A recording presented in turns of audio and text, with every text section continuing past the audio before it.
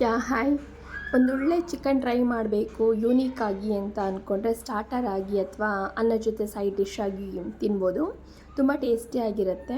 ನಿಮಗೆ complete video ಬೇಕಂದರೆ ನನ್ನ ಯೂಟ್ಯೂಬ್ ಚಾನಲಲ್ಲಿ ವೀಡಿಯೋಸ್ ಕೆಳಗಡೆ ಕಂಪ್ಲೀಟಾಗಿ ಸ್ಟೆಪ್ ಬೈ ಸ್ಟೆಪ್ ಎಕ್ಸ್ಪ್ಲೈನ್ ಮಾಡಿದ್ದೀನಿ. You can watch out.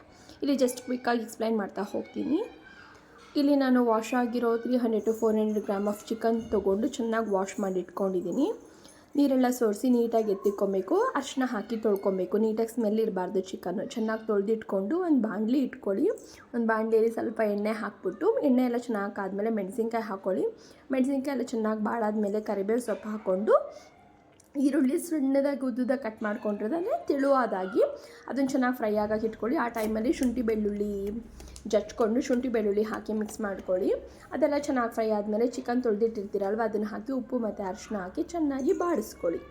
ಅದೆಲ್ಲ ಚೆನ್ನಾಗಿ ಬಾಡಿದ್ಮೇಲೆ ನಾನಿಲ್ಲಿ 1/2 teaspoon pepper powder, 1 teaspoon chilli powder, 1 teaspoon ಧನಿಯಾ ಪುಡಿ, 1/2 ಟೀ ಸ್ಪೂನ್ ಗರಂ ಮಸಾಲ ಪುಡಿ ಹಾಕ್ಕೊಂಡು ಚೆನ್ನಾಗಿ ಮಿಕ್ಸ್ ಮಾಡಿಕೊಂಡು ಮುಚ್ಚಿಟ್ಟು ಬೇಯಿಸ್ಕೊಬೇಕು. ಚೆನ್ನಾಗಿ ಕುಕ್ ಆಗಬೇಕು. ಆಲ್ಮೋಸ್ಟ್ ಚೆನ್ನಾಗಿ ಕುಕ್ ಆದಮೇಲೆ ಆವಾಗ 2-3 ನಿಮಿಷಕ್ಕೆ ಒಂದು ಸಲ ಮಿಕ್ಸ್ ಮಾಡ್ಕೊತ ನೋಡ್ಕೊತಾ ಇರಿ.